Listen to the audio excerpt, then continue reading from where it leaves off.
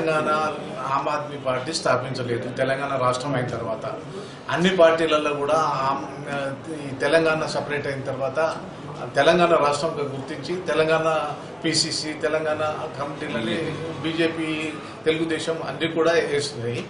ఇక్కడ మాత్రం ఆమ్ ఆద్మీ పార్టీలో మాత్రం తెలంగాణ కమిటీని లేదు, వేయలేదు. తెలంగాణ సపరేట్ అయిన తర్వాత మా డిమాండ్ ఏంటంటే మా తెలంగాణ కమిటీ తెలంగాణ వాళ్ళమే మేము నడిపించుకుంటాం. ఇప్పుడు ఆంధ్ర వాళ్ళు ఇక్కడ సోమాజిగూడ ఆఫీసులో 95% ఆంధ్ర వాళ్ళే ఉన్నారు. ఈ ఆంధ్ర వాళ్ళు తెలంగాణ వాళ్ళు పోతే అవమానపరుస్తున్నారు, అసాంఘిక శక్తులు అంటున్నారు, కోవర్డ్స్ అంటున్నారు. మేము కోవర్డ్స్ కాము, మేము ఆత్మగౌరవం ఉన్న వాళ్ళము, తెలంగాణ వాళ్ళు మేము కోవర్డ్స్ కాము, మేము తర్వాత అసాంఘిక శక్తులం కాము. ఆ తర్వాత ఈ ఎలక్షన్ కమిటీ ఒకటి అనేది ఏమీ లేదు. వీళ్ళు ఆంధ్ర వాళ్ళే రామకృష్ణరాజు నాయకత్వంలో కొంతమంది సీక్రెట్ గా ఒక లిస్ట్ తయారు చేసిండ్రు.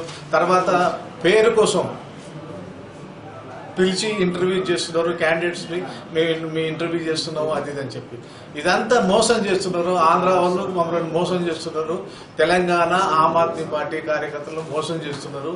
మళ్ళీ ఆ తర్వాత మేము దాన్ని సీరియస్ గా ఖండిస్తున్నాము.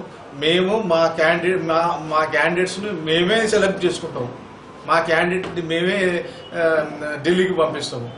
అందుకోసం అని చెప్పి మేము 24వ తారీఖు నాడు తెలంగాణకు ఒక సపరేట్ ఆఫీస్ ఓపెన్ చేసుకుంటున్నాం. మేము ఆ ఆఫీసులో మీటింగ్ పెడుతున్నాం. మీటింగ్ పెట్టి ఈ కార్యకర్తలందరినీ పిలిచి తెలంగాణ కార్యకర్తలందరినీ పిలిచి మీటింగ్ పెట్టి మేము నిర్ణయం తీసుకుంటాం ఏం చేయాలని. ప్రిన్సిపల్స్ తోటి పుట్టిన పార్టీ, ఈ పార్టీ ప్రిన్సిపల్స్ మీదనే నడవాలి.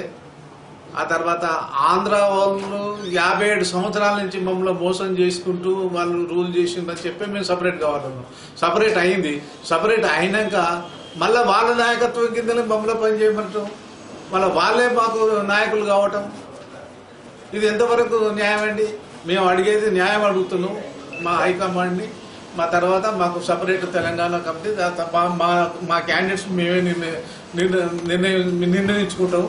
కాబట్టి వాళ్ళు నిర్ణయించే కమిటీకి ఏమాత్రం ఇది ఒకవేళ వాళ్ళు కనుక బలవంతంగా పంపినా కూడా మేము అందరం ఢిల్లీకి పోతాం, ఢిల్లీలో ధారణ చేస్తాం, మా న్యాయం కోసం మేము పోరాటం చేస్తాం.